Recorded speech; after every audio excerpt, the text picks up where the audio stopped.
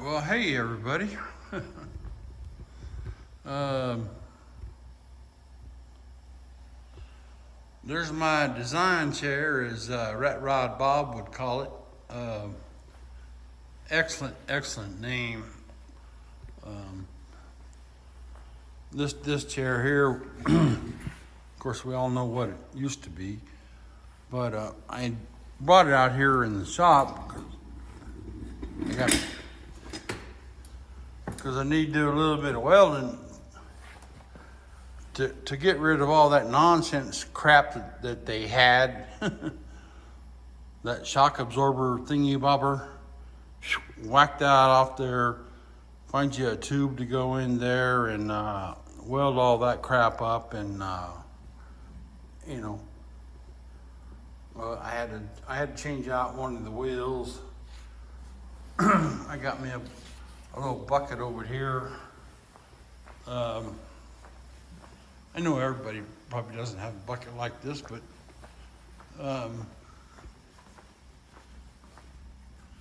I keep wheels in it, because nothing lasts these days, and so, the motor breaks, but the wheels are still good, so I just save them, throw them in a bin.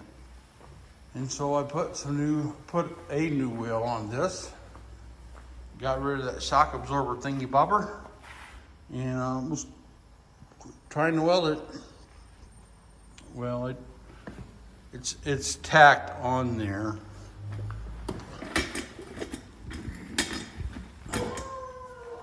I think it's close enough to.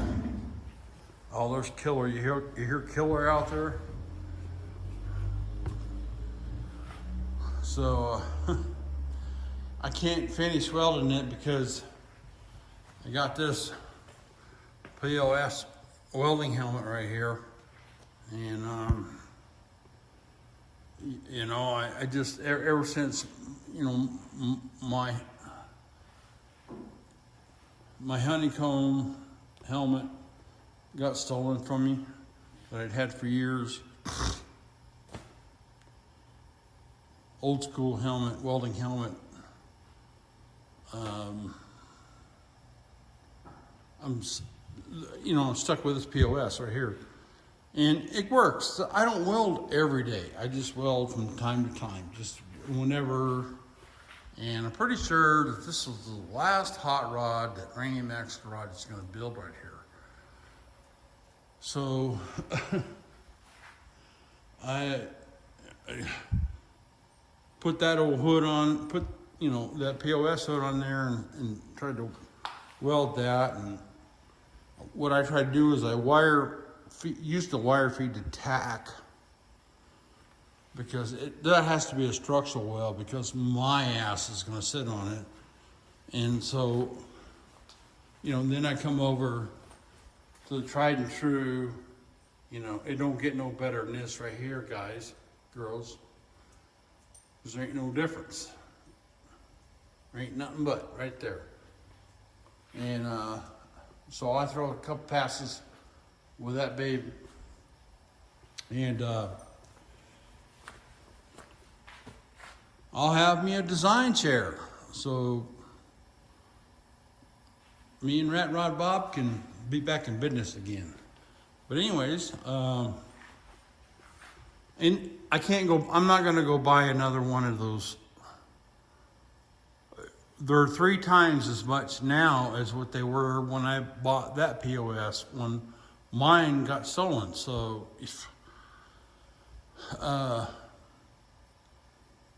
work in progress, I guess. I don't know. I'm kind of stopped on the welding on the design chair because I don't have a welding helmet, so we'll figure it out, okay? So, Christmas present. Check out the bottom of that. Check out that rocker. Yeah, baby. Yeah, read it and weep. I know. Kind of brings a tear to your eye, doesn't it? I just have it sitting on there. On this side, I didn't pull all the clips off. I left them on so I could get the locations. And that'll lead me into where we're going at with all this. So I'll show you on the other side. So we walk over here.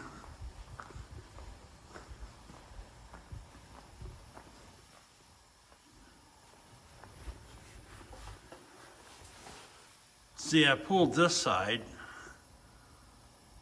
I pulled the clips that hold it on so I could finish the body work all the way down to here. But on that side, I left the clips on it. And the reason why I did that is for location. And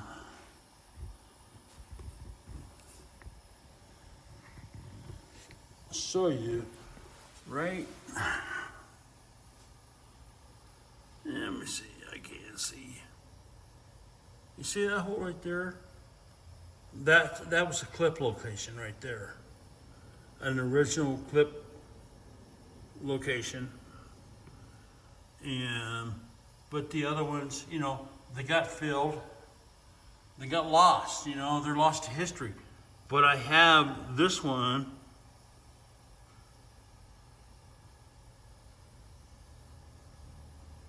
Established, you know, I mean, that's where the clip went.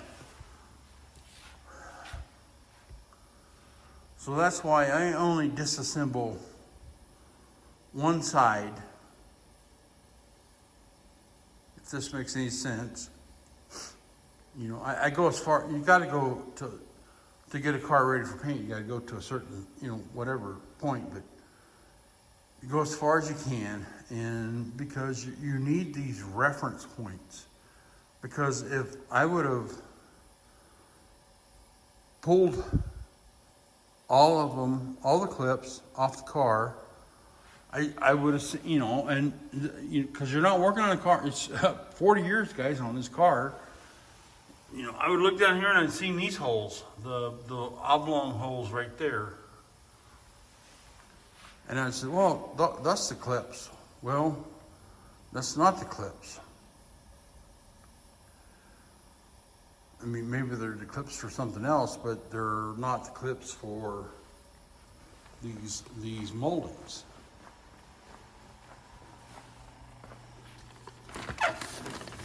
Right here.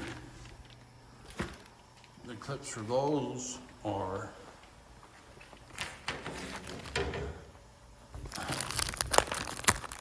well, trust me, they're in that bag right there. And there's screws and everything. And this is a pretty reputable company,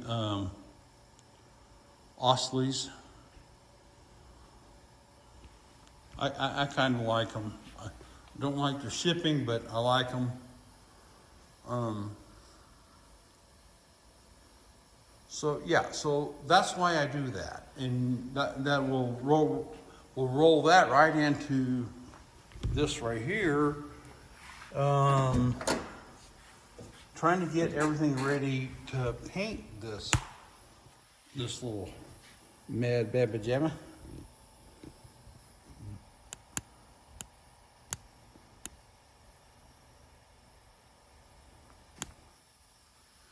And so, you know, sanding in here, and like I said, I told you earlier, maybe, I mentioned earlier that, you know, the rubbers on this car are just crazy. You know, I think I know now why a $20,000 pickup truck is $100,000, is because of all the rubber the window sills. It's crazy. I mean, for this car, it's a coupe, for crying out loud, and it's very, very expensive. It's stupid money. So I just been piecemealing it, and whenever I get the funding, I buy a piece. And so this is you can't tell it now because it was born in 1966. But this is a piece of rubber, it's just as hard as a rock. But I left it in here, and I'm sanding the jams down to get ready for paint because and we'll go into that one next. But I have the paint, and the paint's gonna come into here. This won't be black. This will be, yeah, it's gonna be the way it should be. So I always leave the weather stripping in as long as I can, and there's a reason for that. So here's the reason. Here's the weather stripping. And I've had this for a month or so or whatever. And like I said, I order whenever, if I got $20 left over or 30 or 40 or whatever, $38 and I think on these ones maybe. At the end of the month, I buy a part.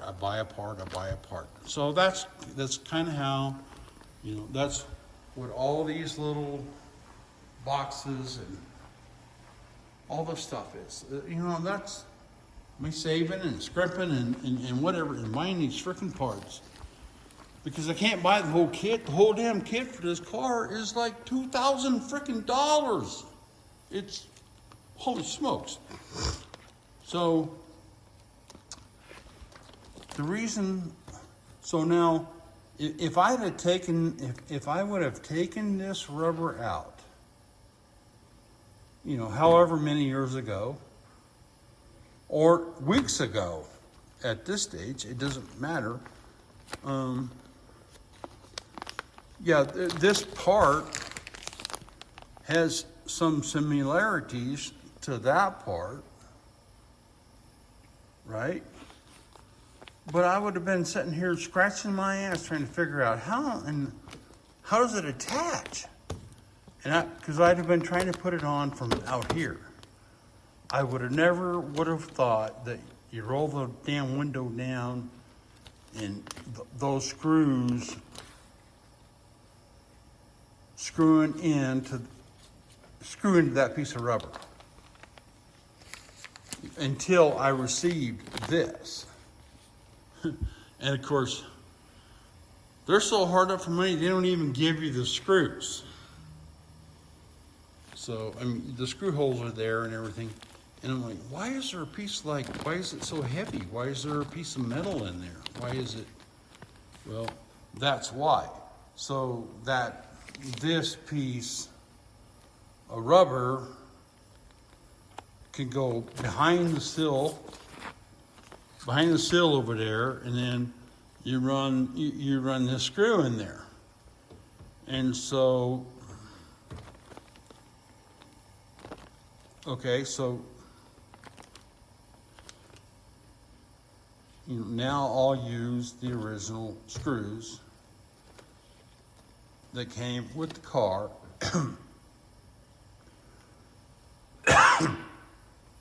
The head of this one is almost gone, I guess, from the door, whatever.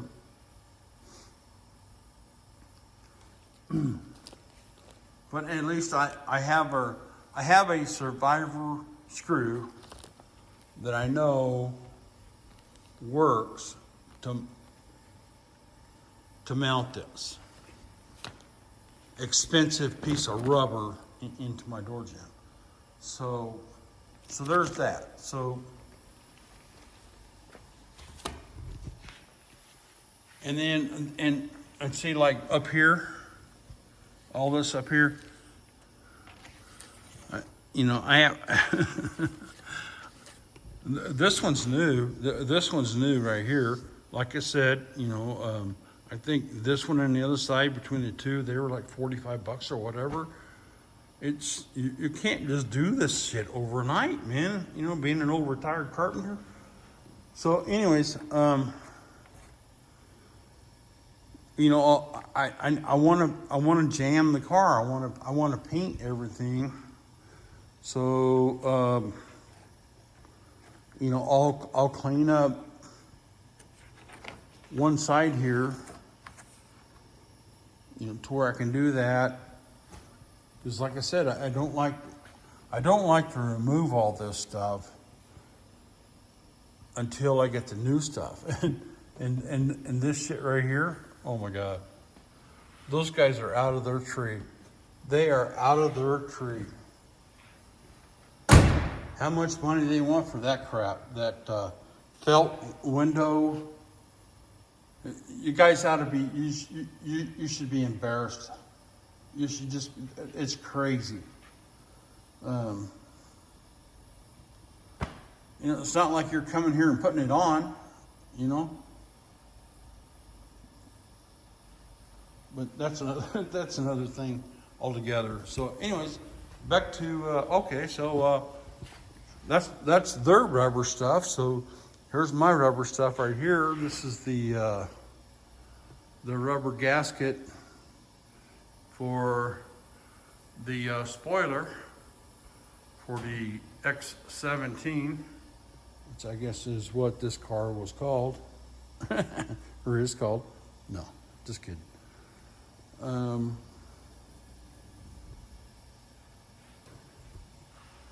I wasn't sure how to attach rubber to rubber. These are the trimmings off of the piece of rubber that I had when I made, you know, I oversized it for that and I trimmed them off, but I saved them. I didn't throw them away because, you know, where else are you going to find, you know, this rubber is a remnants from the elevator trade, so it's not everybody has this. So I was lucky to get my hands on it. I knew what it was and I grabbed it. So that's that. So anyways, so how do you glue rubber to rubber? You know, and contact cement was the very first thing that I thought of, and then there was spray 90 and, you know, i.e. contact cement. And then I thought, well, you know what? This stuff's been around forever. In almost everything that I've ever put that crap on, it's worked, as long as you cleaned it correctly. And you gotta remember, this is a gasket, and, you know, I'm trying to build it up. I'm trying to do a build up right now because the peak of it is a little bit higher than the edges. And then my plan is, maybe, I don't know, I have a tube of black silicone 100%. And see, this is acting like a dam and a dam. And I was going to spread that in here, and then that way it would be one solid gasket instead of having this double-edged rim right here like this has. But it has to have that to fill up that height over there, but here, but not so much down here. So that's that. So okay, so yeah, see, here it is just sitting on here. And you can see it's not bolted down, you know, it's just sitting there. It's sitting in the holes. And it'll get sucked down some in the middle there. But when I made this, I didn't want the ends to be high. I wanted the center to be high. That way, you see what I'm saying? There's always torsion. Always wanted torsion on the outer wings, if that makes sense. And I wanted, you know, the mounting to be simple, really simple. So that was that. And I got a piece of sewer pipe for Christmas present. What do you think about that? Yeah. But I sure was happy because look what was inside of it. Oh, well, you can't see that. I'll take you back over here and I'll show you. Yeah. Look at that. Huh? I like it, I like it, I like it. Isn't that awesome?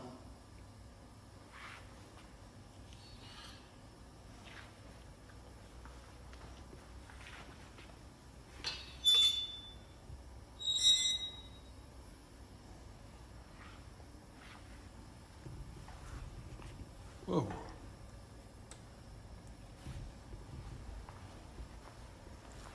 Yeah, I got one of those selfie sticks for Christmas. You know, to try to keep my thumb out of the light or out of the lens a little bit, and I'm getting used to it, so yeah.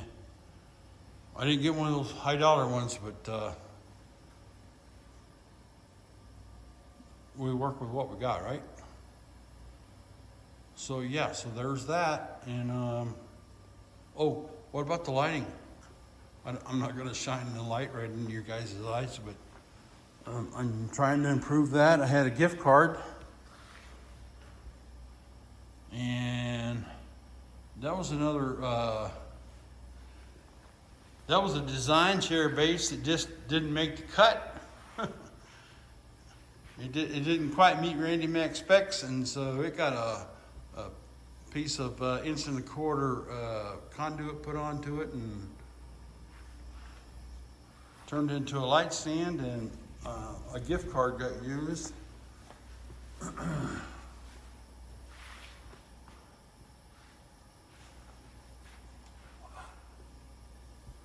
I can't believe how much money they want for these LED lights, man.